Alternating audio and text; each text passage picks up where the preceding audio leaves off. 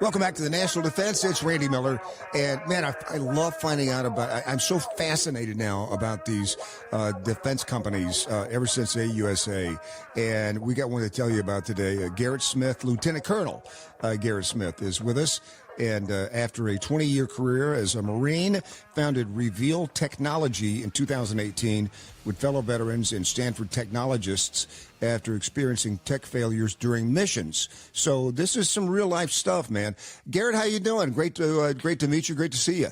I'm doing great, Randy. Thanks for this. Thanks for having us on. Excited to tell our story and talk a bit about, what drives our company. We're a mission-oriented company. We care a lot about this space, and happy to dive down some rabbit holes with you. Absolutely. And first of all, tell us about your military career.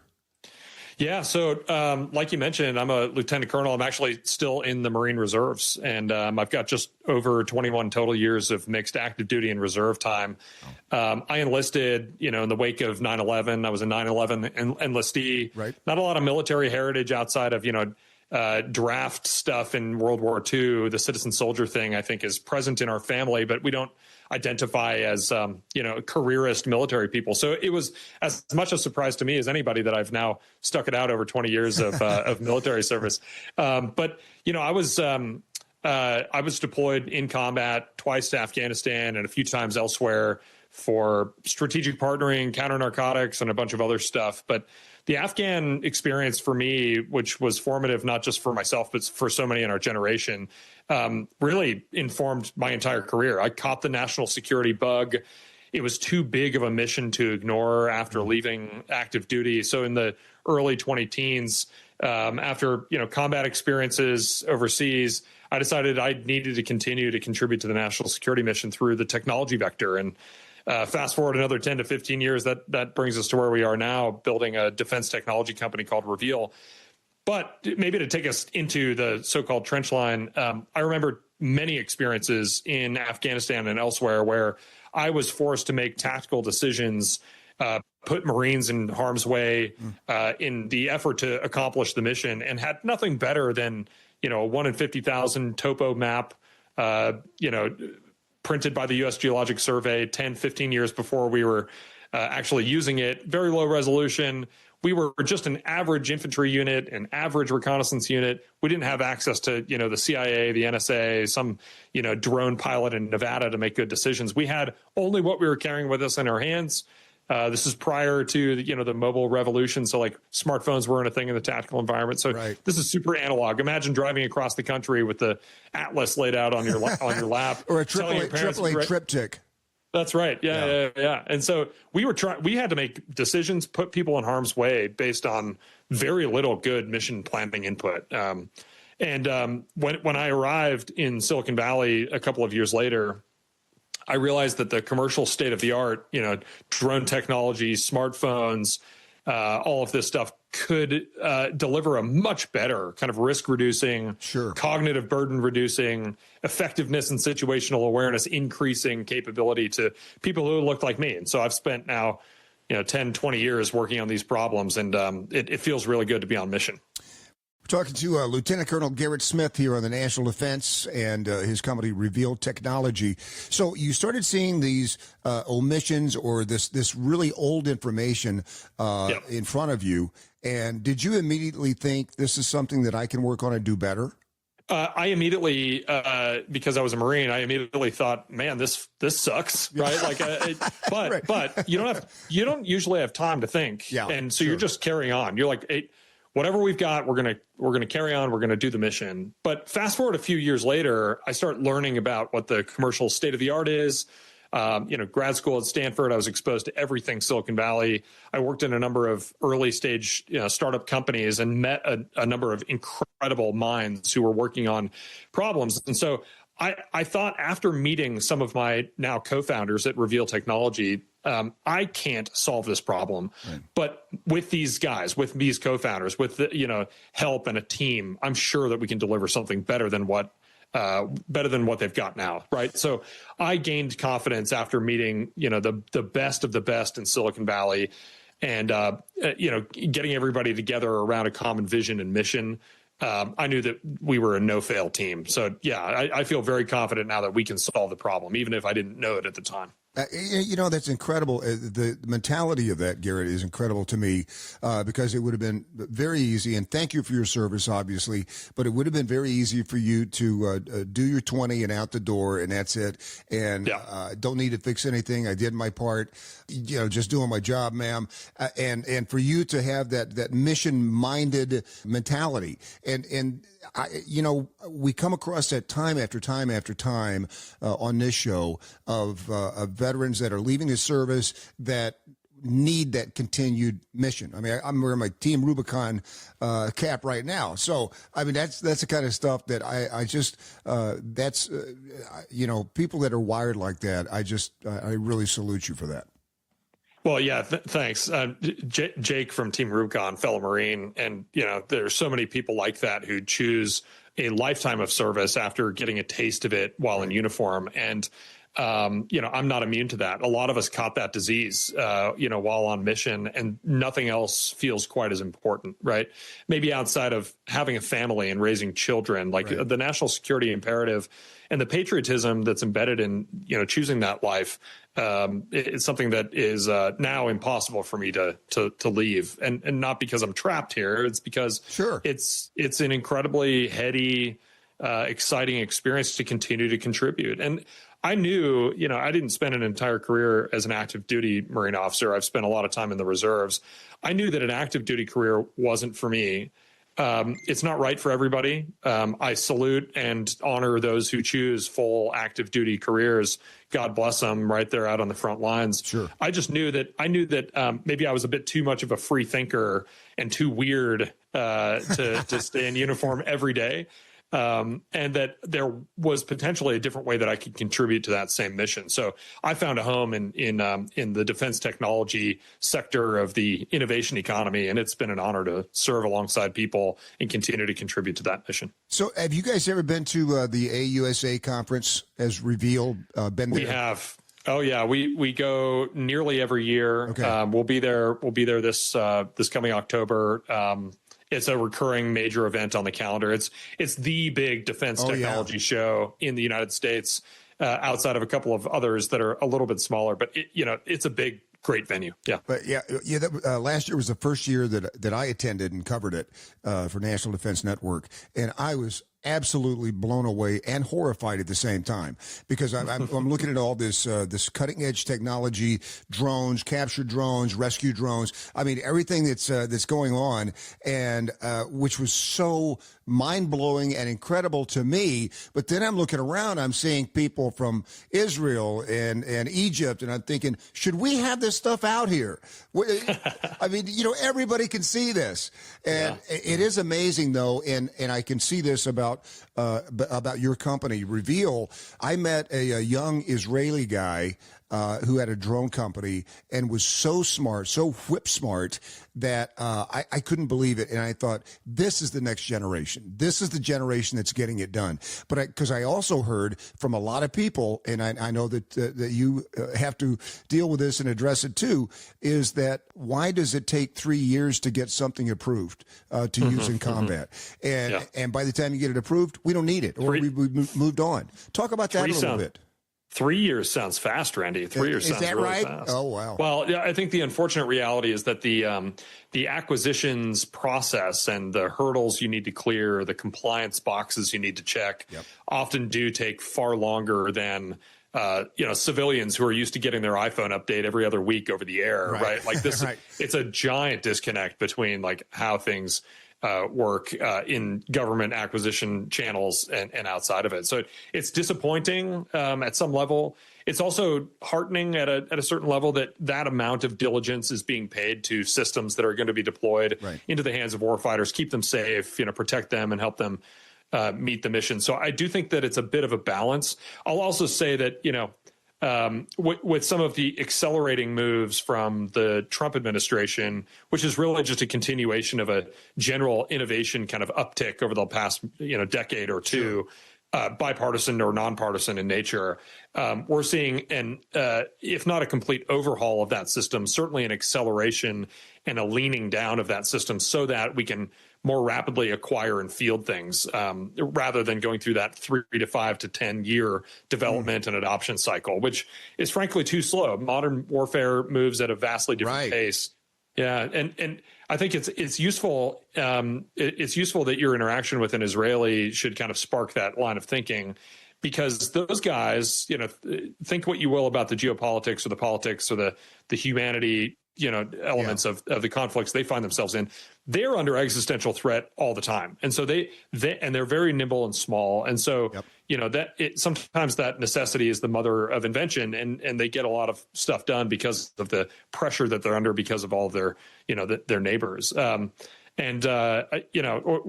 We're proud to be a part of an innovation wave that is helping, in partnership with our DoD acquisition counterparts, to accelerate that process. And I think we've done a uniquely good job at clearing those hurdles quickly and delivering capability to the hands of the warfighter. Yeah, I mean, we're talking to Lieutenant Colonel Garrett Smith here on National Defense and his company, Revealed Technology. Well, now, you talk about Silicon Valley. You're about as far from Silicon Valley as you could be right now, right? Because you're in Montana, is that right? Yeah. So Silicon Valley, over the past decade or so, has moved from no quote marks around Silicon Valley to full quote marks around Silicon Valley. And what I mean by that is that the digitized economy and the innovation network that we've put together, accelerated by the experience from 2020 to present and the post-COVID and post-COVID thing, meant that a huge amount of knowledge work and innovation is happening online, and you don't have to be in a physical location. So while Silicon Valley is still a physical place on the peninsula just south of San Francisco, it is actually more of like a theoretical or philosophical space than it is a physical space. But what's really interesting, and I'm sure that you've plugged into this with some of your guests and other talk tracks on the show. Silicon Valley won the Cold War in many ways, right? The defense industrial base pumped a lot of innovation money into Silicon Valley from the mid 1940s all the way through to the end of the Cold War into the early 90s. And all the great technologies that resulted from that helped win the war ended up being, all that energy was harnessed for the post-Cold War peace dividend. And that's what birthed the internet and, cellular connectivity and clouds and like dating apps and everything else that kind of flowered after the Cold War was won. But Silicon Valley was integral to the Cold War victory. And I think right now what we're seeing is a revitalization or a renaissance where Silicon Valley's reawakened to the imperative to contribute to the national mission, not just because of the mission, but because there are real returns to be made from the venture capital community and the technologists who have been building this generation's great technologies. I mean, I'll even go back a little further with the VA medical technology. I mean, there you go. Sure. Medical technology invented and developed by the VA, spread across the country as quickly and was in use as quickly as it could be, and is still in use now, and maybe some of it outdated now. But that's what kind of forced that medical device revolution. I want to talk about, Garrett. I want to talk about some of Reveal's products here. I mean, this is crazy to me. What is Farsight? So Farsight is our flagship product. We started building and developing that 6+ years ago in coordination with a number of our military partners and eventual buyers and adopters of the technology. So remember how I complained a minute ago that all we had were like physical paper maps and we had to make critical life or death decisions and tactical operations based on reading a map. Well, Farsight is the answer to that. It's a software app that runs on your smartphone, just like any other app you download from the App Store. It ingests video streams from drone platforms. We've got a military helicopter flying over right now, Randy. I'm not sure if you can hear that or not. But anyway, so military drone platforms or even smaller drone, commercial grade, consumer grade drones generate a huge amount of visual data.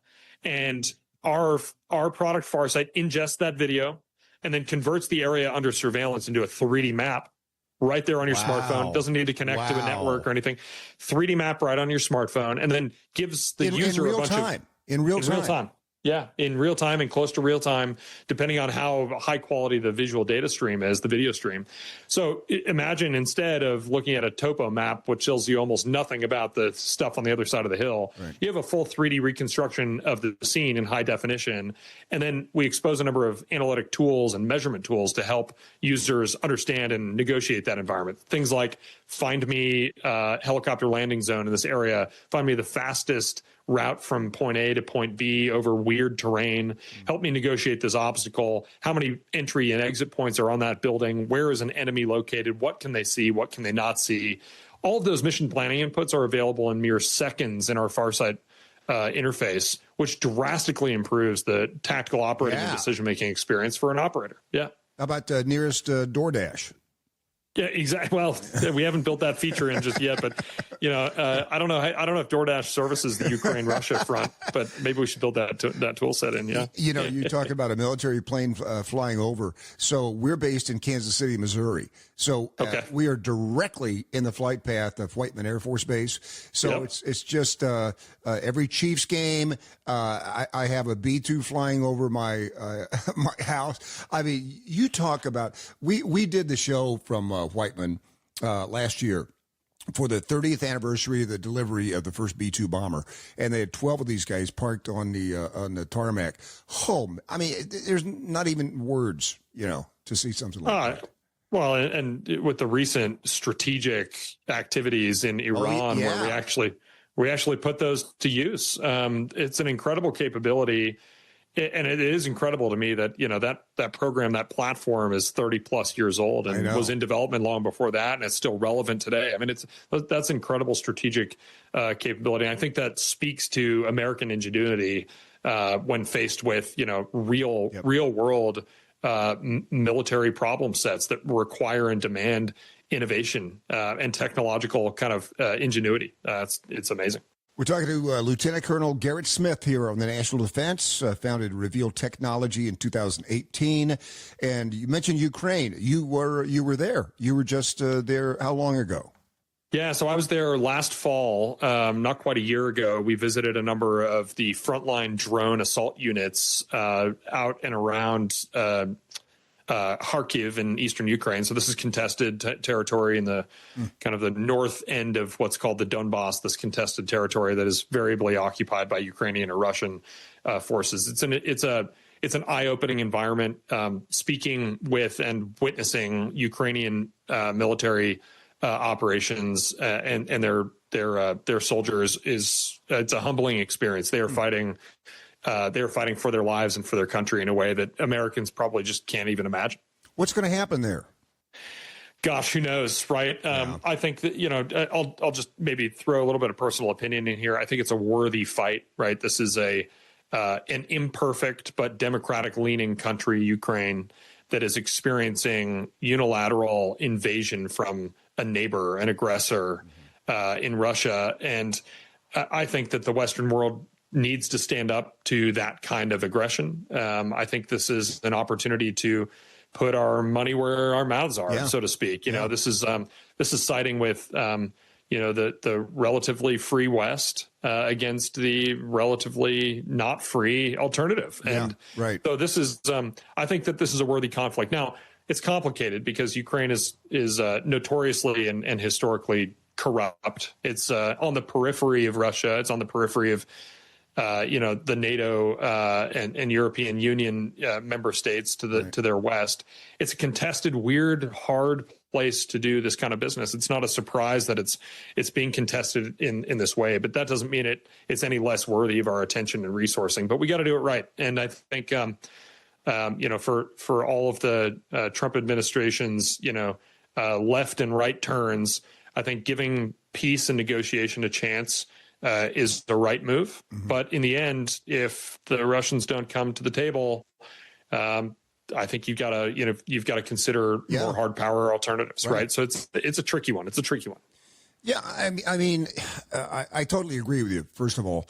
And for it's almost like you stepped into something that's been going on for hundreds and hundreds and hundreds of years, and what kind of a difference you can make, what kind of systems can you deliver?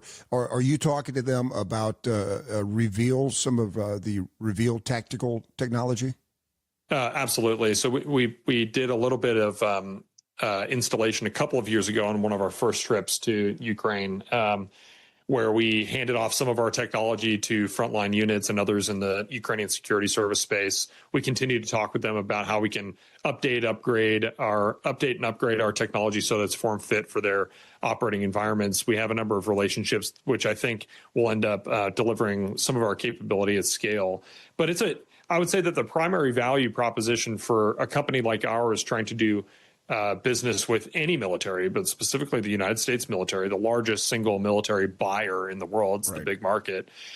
We need to learn from the Ukraine experience so that we can build the technology that is relevant to the 21st century strategic, challenges. And in that way, the learnings from the front lines in Ukraine are almost as valuable as generating revenue from those markets. In other words, they are experiencing blanket electronic warfare and jamming across that front, disruption to GPS and other geolocational and positional information streams that the United States military relies on those types of data streams to make decisions and for their systems to work. We need to learn from that experience so that we build technologies that are resilient to jamming and electronic warfare attack. Whether we end up eventually going up against Russia or a China directly, or we're simply supporting a third party like a Ukraine or NATO partners in confronting those types of challenges, we need to be on the cutting edge. So that is what we are currently all about in our Ukraine our Ukraine engagement. It's learning from that environment, and it's deploying those learnings into our technology and into the acquisitions discussions that we have with our Western partners. So, Garrett, where is the best place for our listeners to find out what's going on at Reveal and see some of these innovations and find out what you guys are about? Yeah, so I'd point folks to three different places. First, our LinkedIn presence. So social media, LinkedIn presence is actually quite strong. We put a lot of our content out by LinkedIn, links to our other content in LinkedIn. So that's a great front door. Follow us on LinkedIn and access some of our information there. We do a weekly podcast called the Goat Rodeo Podcast. It's I don't see it as a good direct competitor to National Defense, but so sorry if I'm promoting another show here. Hey, but I love Goat. I'm going to listen to anything that's a Goat Rodeo.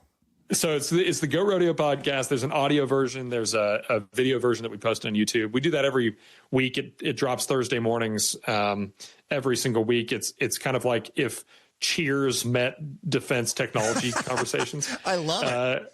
So anyway, that's how I think of it. How next gen of you? I know. Yeah, we're learning from Cheers and the defense tech renaissance and the podcast sphere about how to deliver meaningful, fun content in this space. But that's cool. So that's a good venue. And then always our website.